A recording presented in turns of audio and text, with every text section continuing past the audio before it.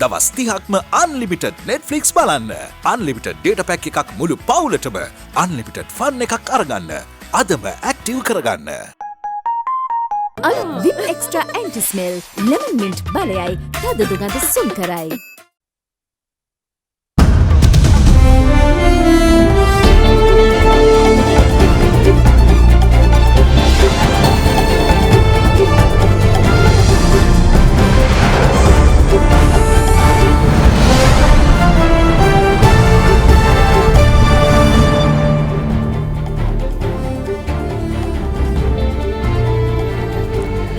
ආයුබෝවන් ඔබ අදත් එක්වන්නේ අද දෙරණ දහවල් 12:30 මධ්‍යහන ප්‍රධාන ප්‍රවෘත්ති විකාශය සමගින් ප්‍රථමයෙන් අවධානය ප්‍රධාන ප්‍රවෘත්ති සිරස්තල වෙතයි. මෙනුවන්ගොඩ කොවිඩ් පොකුර 1300 ඉක්මවයි. කෑගල්ල මහරුහලේ වෛද්‍යවරුන් 30 දෙනෙකුටත් කොවිඩ්. විදේශගත ශ්‍රී ලාංකිකයන් ගෙන්වීමත් తాවකාලිකව නවතී. කොවිඩ් අභියෝග මධ්‍යයේ උසස් පෙළ විභාගයක් ආරම්භයි. හිටපු ජනපති මෛත්‍රී දෙවන දිනටත් සාක්ෂි දීමට පාස්කු කොමිසමට. පාටලීගේ රාජගිරියේ රිය අනතුර නඩුව විභාගයට දින නියම වේ. ඇල්කොහොල් අඩංගු හෑන්ඩ් සැනිටයිසර් භාවිත කරන්න. ලෙඩ රෝග ඇති කරන විෂ බීජවලට එරෙහිව සටන් කරන්න. හඳුන්වා දීමේ මිල රුපියල් 350යි.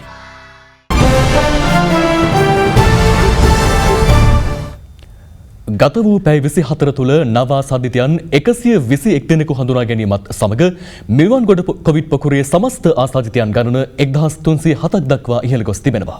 මේ අතර කෑගල්ල මහරෝහලට අනුයුක්තව සේවය කරන වෛද්‍යවරුන් 30 දෙනෙකුට කොවිඩ් වෛරසය ආසාදනය වී ඇතැයි COVID-19 පැතිරීම වැළැක්වීමේ ජාතික ක්‍රියාන්විත මධ්‍යස්ථානය සඳහන් කළා.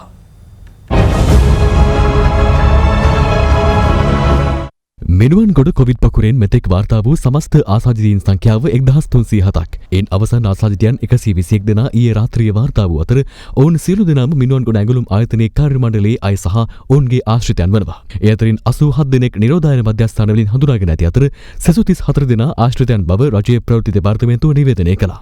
ඇඟලුම් කම්මල හා සම්බන්ධ වුණු 1307 දෙනෙකු මේ වන විට රෝහල්ගත කරලා තිබෙනවා. ඉන් 1036ක්ම ආයතනයේ සේවක සේවිකාවන්, තුරුවයවලුන් පමණයි 231ක් වගේ කණ්ඩායමක් තමයි පවුල්වල සහ ආශ්‍රිතයන්. ඊයේ දිනේත් හමු වුණු බොහෝ පිරිස් ඇවිල්ලා මේ වන විටත් නිරෝධායන මධ්‍යස්ථානයක නිරෝධායන වෙමින් ඉන්න ගමන් තමයි මේ ආකාරයෙන් ආසාදනලා තිබෙන්නේ. මේ අතර කෑගල්ල මහරෝහලට අනුයුක්තව සේවය කරන වෛද්‍යවරුන් 30 දෙනෙකුට කොවිඩ් වෛරසය ආසාදනය වී ඇතැයි COVID-19 පැතිරීම වැළැක්වීමේ ජාතික ක්‍රියාන්විත මධ්‍යස්ථානය සඳහන් කළා. ඒ අතරින් 2 දෙනෙකු මාවනැල්ල පදිංචි අය වන අතර අනෙක් වෛද්‍යවරයා කෑගල්ල ප්‍රදේශයේ පදිංචි අයෙක්. අපි අර බ්‍රැන්ඩික්ස් ගාමන්ට් එකේ කන්ටැක්ට් ට්‍රේසින් එකක් කරා. ඒකෙදි අපේ OPD එකත් ඒක ඒ ලෙඩා බලන්න සම්බන්ධ වෙලා තිබුණ නිසා රෝහලේ වාට්ටු 6 සහ OPD එකේ අපේ කාර්ය මණ්ඩලයේ අපි ස්ක්‍රීනින් ටෙස්ට් එකක් කරා PCR වලින්. එතනදී තමයි අපිට මේ 3 දෙනා පොසිටිව් කියලා දැනගන්න හම්බුනේ. දොම්පේ පූගොඩ ප්‍රදේශයේ ඇඟලුම් ආයතනයක සේවිකාවකට කොවිඩ් වෛරසය ආසාදනය වී ඇතැයි තහවුරු වී තිබෙනවා. පසුගියදා එම ආයතනයේ සේවකවන් 50 දෙනෙකුගේ PCR පරීක්ෂණ සිදු කරන අතර එම වාර්තා මගින් ඇය ආසාදිතයෙකු ලෙස හඳුනා ගැනුණා. ඇය කිරිඳිවැල් පල්ලේගම ප්‍රදේශයේ පදිංචි කාරණයක්. මෙම කාන්තාව සේවය කරන්නේ දොම්පේ පූගොඩ අසල කර්මාන්තශාලාවක. දැන් මේ වෙන විට රෝග ආශ්‍රිතයන් සොයා නිරෝධායන කටයුතු වල නියැලෙනවා. ඊයේ රෑ 12ට අපි එම අදාළ රෝගියාව මුල්ලේරියාව රෝහල බලා පිටත් කර යවුවා. කඳාන ප්‍රදේශයේ විදුලි බල මණ්ඩලයේ කාර්යාලය සේවකයින් 12 දෙනෙකුට වෛරසය ආසාදනය වී ඇතැයි ප්‍රදේශීය වහර මහජන සෞඛ්‍ය පරීක්ෂකවරයා සඳහන් කළා. එම කාර්යාලයේ සේවකයෙකුගේ දියණිය මිනුවන්ගොඩ ඇඟලුම් ආයතනයේ සේවය කරන අතර ඇයට කොවිඩ් ආසාදනය වී තිබූ අතර ඇගේ පියාටද වෛරසය ආසාදනය වී ඇතැයි තහවුරු වුණා. මේ අතර ජයවර්ධනපුර විශ්වවිද්‍යාලයේ ආසාදිත සිසුවිය සමග එකම නවාතනයේ සිට සිසුවියන් දෙදෙනාගෙන් අයෙකුට වෛරසය ආසාදනය වී තිබෙනවා. කෙසේ වෙතත් වෛරසය ආසාදනය වී ඇත්තේ මිනුවන්ගොඩ ඇඟලුම් ආයතනයේ සේවය කළ ඥාතියෙකු සිටි පවුලේ සිසුවියට නොව අනෙක් සිසුවියටයි. එම නවාතනයේ වෙනත් කිසිදු අයෙකුට වෛරසය ආසාදනය වී නැතැයි දැනට සිදු කළ PCR පරීක්ෂණ වලින් තහවුරු වී තිබෙනවා. හලාවත නගරයේ පාසලක ඉගෙනුම ලබන සිසුවෙකුට කොවිඩ් වෛරසය ආසාදනය වූ බව පසුගියදා පළමු PCR පරීක්ෂණයෙන් තහවුරු වූ නමුත් දෙවන සහ තෙවන PCR පරීක්ෂණ වලින් ඔහු කොවිඩ් ආසාදිතයෙකු නොවන බව තහවුරු වී තිබෙනවා. එම සිසුවාට ප්‍රතිකාර කළ හලාවත බංගදිරිය ප්‍රදේශීය වෛද්‍යවරයාටද වෛරසය ආසාදනය වී නැතැයි තහවුරු වී ඇති අතර ඒ අනුව සිසුවාව රෝහලින් මුදා හැරීමට පියවර ගැනුණා. මේ අතර පවතින තත්ත්වය හමුවේ මන්නාරම පට්ටිටෝට්ටම් සහ පෙරියකඩ යන ගම්මාන නැවත දැනුම් දෙනතුරු හුදකලා ගම්මාන ලෙස ප්‍රකාශයට පත් කර තිබෙනවා. එමෙන්ම මීරිකම සහ වයන්ගොඩ පොලිස් බල ප්‍රදේශවල එළුවපිටිය මාලිගාතෙන්න සහ කෝරිකොටු යන ගම්මාන වලින් කොවිඩ් ආසාදිතයන් 11 දෙනෙකු වාර්තා වීමත් සමග අදාළ ගම්මාන තුනෙහි සංචලන කටයුතු ඊයේ සීමා කෙරුණා. මේ අතර ගම්පහ දිස්ත්‍රික්කයේ පොලිස් වසම් 18ක් ආශ්‍රිතව තවදුරටත් නිරෝධායන ඇඳරණ නීතිය ක්‍රියාත්මකයි. අපි යම් තාක් දුරට සෑහීමකටපත් වෙන්න පුළුවන්. දැන් අපි යම් තරමක හොඳ තත්වයක ඉන්නවා. මුලින් අපි එකපාරටම අර අපි බබල් එකක් දැක්කේ. නමුත් දැන් අපිට පුළුවන් වෙලා තියෙනවා ත්‍රිවිධ හමුදාව, ආරක්ෂක අංශ වගේම සෞඛ්‍ය නිලධාරීන් ඒ හැම කෙනෙකුගේම එකමුතුවෙන් මේ වැඩ පිළිවෙල වඩා සාර්ථකව ක්‍රියාත්මක කරා. දැන් අපි කරාට මෙහෙම ලෝකයේ කිසිම රටක මේ ආකාරයට පොලිසිය බුද්ධ්‍යංශ සම්බන්ධ වෙලා මේවා හොයන්න යන්නේ නැහැ. හදුනා නම් පැත්තකට වෙලා ඉන්න කියනවා මිසක් යන්නේ. ඉතින් අපි ඒ තරමින් ඒ ගැන කටයුතු කරනවා. 1552ක් අපි සේවකයෝ හොයාගෙන තියෙනවා. හැබැයි මීට අමතරව මේ සේවකයෝ ගිහිල්ලා හිටපු ගෙවල්, නැවතිලා හිටපු බෝඩින්, එහෙම නැත්නම් ඒගොල්ලෝ කෑමකට ගියේවා. දැන් මෙන්න මේවා තාම අපිට ඇත්තටම හොයාගන්න බැරි වෙලා තියෙනවා. මොකද දැන් ඒ සේවකයින්ගෙන් ප්‍රශ්න කරන්නත් බෑනේ. ඒගොල්ලෝ ඉන්නේ ඇතුලේනේ. රට වෙනුවෙන් මේ වෙලාවේ කරන්න පුළුවන් හොඳම සේවය තමයි මේ ජනතාවට මේවා දාන්න අයට මොකද්ද? ඉස්තර අපිට දෙන්න පුළුවන් නම් ළඟම තියෙන පොලිසියට මේ වෙලාවේ මේ රැල්ල පාලනය කරන්න හොඳම යුතුයකම අන්න ඒක තමයි. ඒ වගේම රටේ ජනතාවගෙන් අනිත් පැත්තට ඉල්ලා සිටිනවා සංචරණය පුළුවන් තරම් සීමා කරන්න. මේ රටේ ජනතාවටත් මේ රෝගේ බරපතලකම තේරුනේ නැහැ. මොකද අපි ඒක පාලනය කරපු ඉඳලා. ඉතින් මේක පාලනය කරන්න දැන් දැනෙන්නේ නැති එක දැනෙන තත්ත්වයට පත් කරන්න ගැසට් පත්‍රයේ හෙට අනිද්දා වෙනකොට ප්‍රකාශයට පත් වෙනවා. පොදු ස්ථානික මීටරේ දුර තියාගෙන මීටරයට වැඩි දුර තියාගෙන ඉන්න ඕන. කවුරු හරි කෙනෙක් ෆේස් මාස්ක් එකක් දාන්න නැතුව ඉන්නවා. අපිට සිද්ධ වෙනවා මේ ගැසට් එක හරහා නිරෝධායන රීතියකට පටහැනිව කටයුතු කළා කියලා අපරාධ නීතියට කටයුතු කරනවා. රුපියල් 10000ක දඩයක්, සිර දඬුවමක් නැත්නම් මේ දෙකම නියම කිරීමේ හැකියාවක්. මේ අතර නිදන්ගත රෝග සහිත ජ්‍යෙෂ්ඨ පුරවැසියන් රෝහල් සායන වෙත පැමිණීම සුදුසු නොවන බව සෞඛ්‍ය අමාත්‍යාංශය නිවේදනය කරනවා. අවශ්‍ය සායනික ඖෂධ හෙට සිට ඔස්සල් වලින් නිවසට ලබා දීමට රජයේ වැඩපිළිවෙලක් සකස් කර ඇතැයි සෞඛ්‍ය අමාත්‍යාංශය සඳහන් කළා. ඒ අනුව ගම්පහ, මිනුවන්ගොඩ, රාගම, මීගමුව, කුරුණෑගල යන ප්‍රදේශ ආවරණය වන පරිදි මෙම වැඩපිළිවෙල සිදු කරන අතර ඒ සඳහා මෙම දුරකථන අංක භාවිත කළ හැකි බව රාජ්‍ය ඖෂධ නීතිගත සංස්ථාව නිවේදනය කරනවා.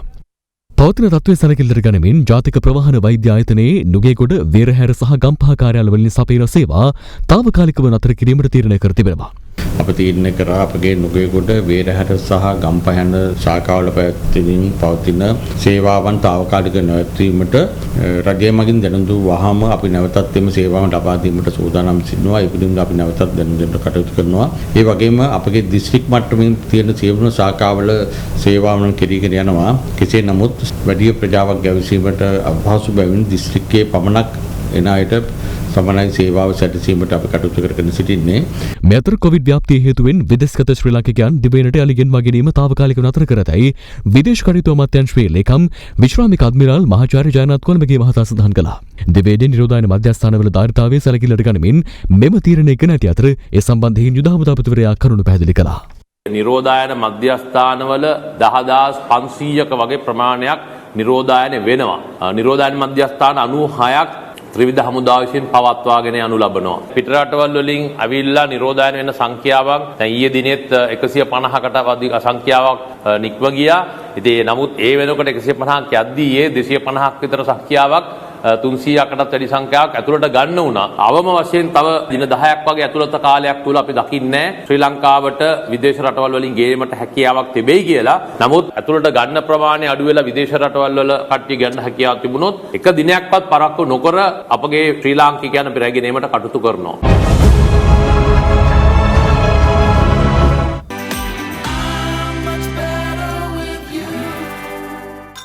Safeguard hand sanitizer නවතම නිෂ්පාදන පෙළ නිරෝගිමත් දිවියකට.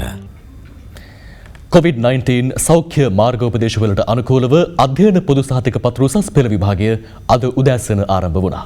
විභාගය අද සිට නොවැම්බර් මාස 6 වෙනි දින දක්වා දිවයින පුරා පිහිටි විභාග මධ්‍යස්ථාන 2648කදී පැවැත්වෙන්නේ දැඩි සෞඛ්‍ය ආරක්ෂිත ක්‍රමවේද අනුගමනය කරමින්. අධ්‍යයන පොදු සහතික පත්‍ර උසස් පෙළ විභාගය මීට පෙර වසරවලදී අගෝස්තු මාසයේ පැවැත්වුණත් මේ වසරේ බලපෑ කොවිඩ් වසංගතය හේතුවෙන් එය අද දිනය දක්වා කල් ගියා. ඒ අනුව දෙවන පුර විශ්වබීජ හරණය කළ විභාග මධ්‍යස්ථාන 2648කදී පැවැත්වෙන විභාගය සඳහා පැරණි සහ නව නිර්දේශ යටතේ සුදුසුකම් ලබා ඇති අපේක්ෂකයන් සංඛ්‍යාව 3,62,24ක්. අද උදෑසන විභාගයට පෙනී සිටීම සඳහා අපේක්ෂකයන් විභාග මධ්‍යස්ථාන වෙත පැමිණියේ මෙලෙසින්. එලෙස පැමිණි අපේක්ෂකයන් විභාග මධ්‍යස්ථාන වෙත ඇතුළත් කරගනු ලැබුවේ දෑත් සෝදා ශරීර උෂ්ණත්වය පරීක්ෂා කිරීමෙන් පසුවයි.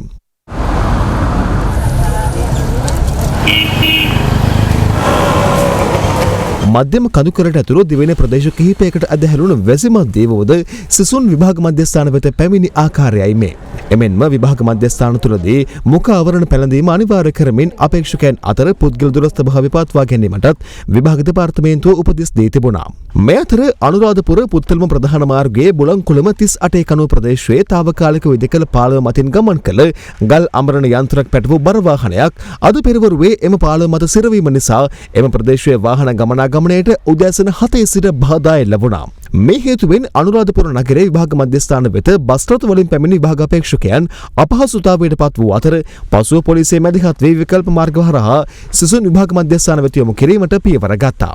COVID-19 අවදානම හමුවේ නිරෝධායන ඇඳිරි නීතිය ක්‍රියාත්මක පොලිස් බල ප්‍රදේශවල උසස් පෙළ විභාගය සඳහා පෙනී සිටින ශිෂ්‍ය ශිෂ්‍යාවන්ට පාසල් 12ක් අතිරේක විභාග මධ්‍යස්ථාන ලෙස නම් කර ඇති බවයි විභාග දෙපාර්තමේන්තුව සඳහන් කළේ. ඒ අනුව බුලුගහගොඩ ශ්‍රී විජය මහාවිද්‍යාලය, මිරිස්වත්ත කැප්පෙටිපොළ මහාවිද්‍යාලය, කිරිඳිවැල මහාවිද්‍යාලය, වැලිවේරිය මධ්‍යම බණ්ඩාර විද්‍යාලය, දොම්පි සීනෑ ජාතික පාසල, නිට්ටඹු බෞද්ධ විද්‍යාලයන පාසල් මෙලෙස විශේෂ විභාග මධ්‍යස්ථාන ලෙස නම් කර තිබෙනවා.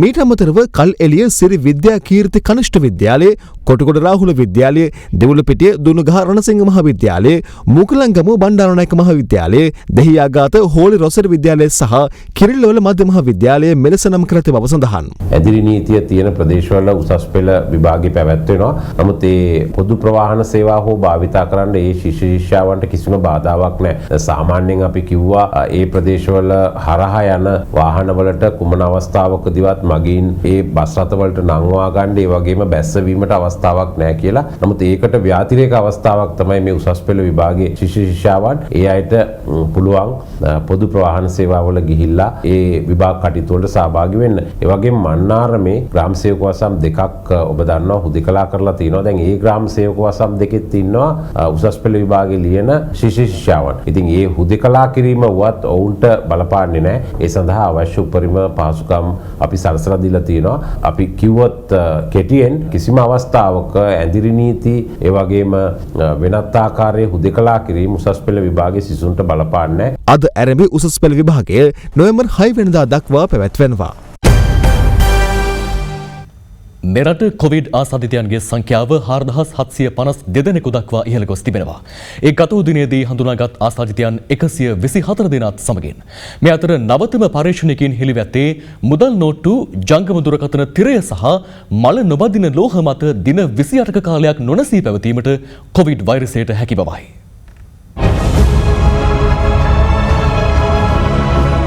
ගත වූ දිනේදී නව ආසාදිතයන් 124 දෙනෙකු හඳුනා ගැනීමත් සමග මෙරට කොවිඩ් ආසාදිතයන් ගණන 4752 දෙනෙකු දක්වා ඉහළ ගොස් තිබෙනවා. කොවිඩ් ආසාදනය වූ 3307 දෙනෙක් මේ වන විට පූර්ණ සුවය ලබා පිටව ගොස් ඇති අතර තවත් 1432 දෙනෙක් තවමත් රෝහල්ගතව ප්‍රතිකාර ලබමින් සිටින බවයි සෞඛ්‍ය අංශය පවසන්නේ. හිටපු ජනාධිපති මෛත්‍රීපාල සිරිසේන මහතා පාස්කු ඉරුදින ත්‍රස්ත ප්‍රහාරය පිළිබඳ විමර්ශනය කරන ජනාධිපති කොමිසම හමුවේ සාක්ෂි ලබා දීමට අද පෙරවරුවේ පැමිණියා. හිටපු ජනාධිපතිවරයා මෙම කොමිසම හමුවේ පෙනී සිටින දෙවන අවස්ථාව මෙයයි. පාස්කු ඉරුදින ත්‍රස්ත ප්‍රහාරය පිළිබඳ විමර්ශනය කරන ජනාධිපති කොමිසම හමුවේ පළමු වරට සාක්ෂි ලබා දීම සඳහා හිටපු ජනාධිපති මෛත්‍රීපාල සිරිසේන මහතා පසුගිය 5 වෙනිදා පෙනී සිටියා. අනතුරුව හිටපු ජනාධිපතිවරයා දෙවන දිනට සාක්ෂි ලබා දීම සඳහා අද පෙරවරුවේ ජනාධිපති විමර්ශන කොමිසම වෙත පැමිණියා.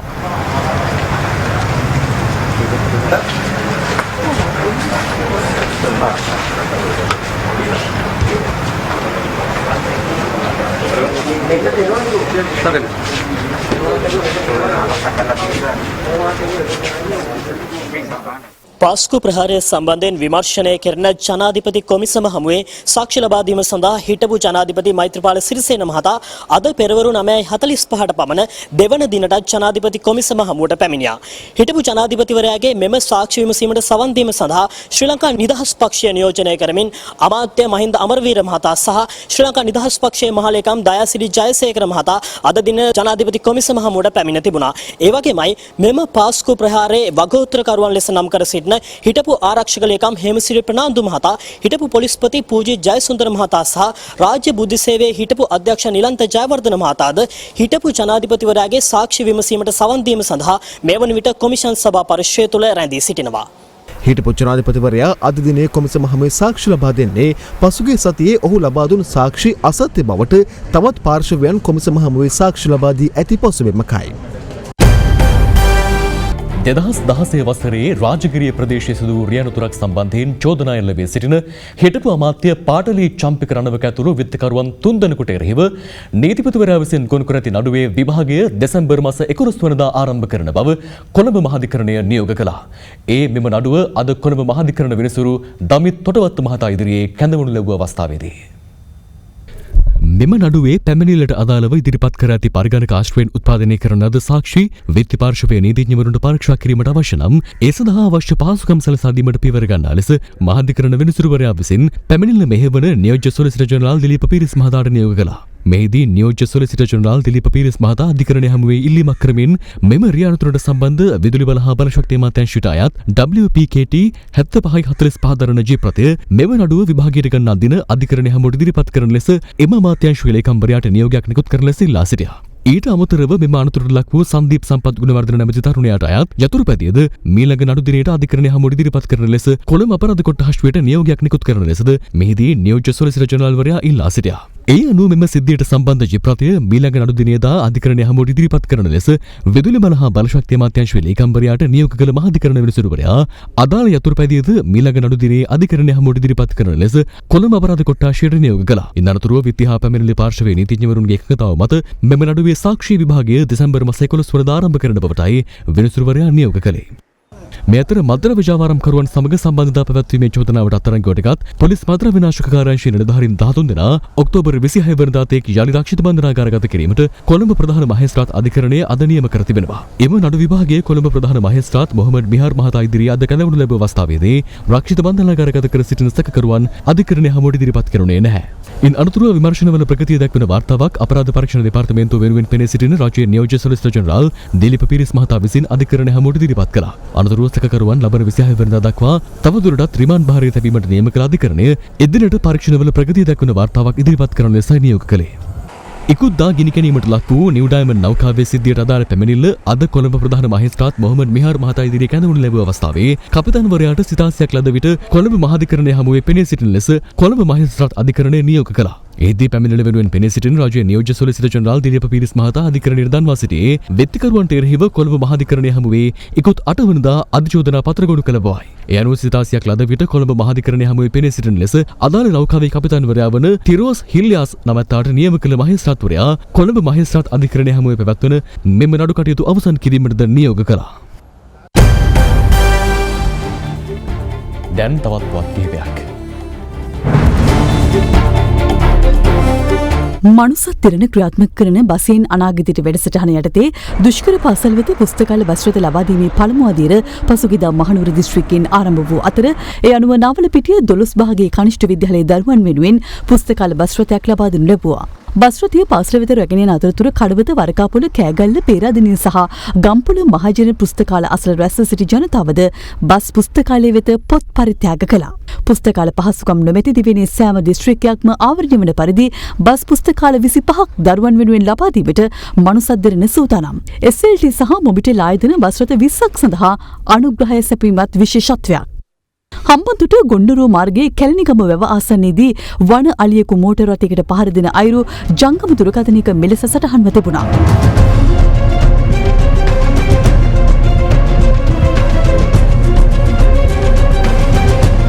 මෝටර රථයේ සිටි පිරිස වන අලියා දැක බිය වී වෙනත් රථයකට නැග එම ස්ථානයෙන් ඉවත් වූ අවස්ථාවේදී වන අලියා රථයට පහර දී පෙරලා දමා ඇත්තේ. සූරියාවැවේ හම්බන්තොට පැත්තට වාහන දෙකක ගියේ. මේ අපේ අවශ්‍ය වැඩ කටයුතු ටික කරගෙන එළියට එන්න එනකොට වර්ෂාව නිසා අපි එතන තිබුණ හට් එකක් ඒ හට් එක ළඟට ගියා. මගේ රියදුර කිව්වා සර් අලියා ඉන්නවා ළඟ කියලා. ඒ බලනකොට අලියෙක් ඉන්නවා ජීප් එකේ ඉස්සරහම. අපිට කොහාටවත් යන්න වෙලාවක් තිබෙත් නැහැ. මමත් රියදුරුත් මගේ පුතත් අලියා පොඩි කරපු කාර් එකේ මගේ මිත්‍රාත් අපි හතර දෙනාම ජීප් එක ඇතුළට නැග්ගා.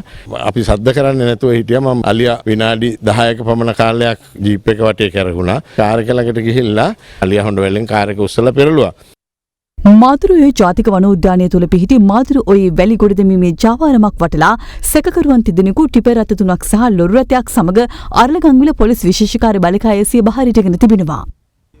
මාළඹේ බස් නැවතුම් පොළ ඉදිරිපිටදී පුද්ගලයෙකුට තියුණු ආයුධ වලින් පහර දී ඝාතනය කර සැඟව සිටි පුද්ගලයෙකු වසර 12කට පසු තලංගම පොලිසිය විසින් ඊයේ අත්අඩංගුවටගෙන තිබෙනවා. ඔහු මාළඹේ ප්‍රදේශයට අවස්ථා කිහිපයකදී පැමිණ ඇති බවට ලැබුණු තොරතුරකට අනුව සිදු කළ විමර්ශනයකදී මෙලෙස අත්අඩංගුවටගෙන තිබෙනවා.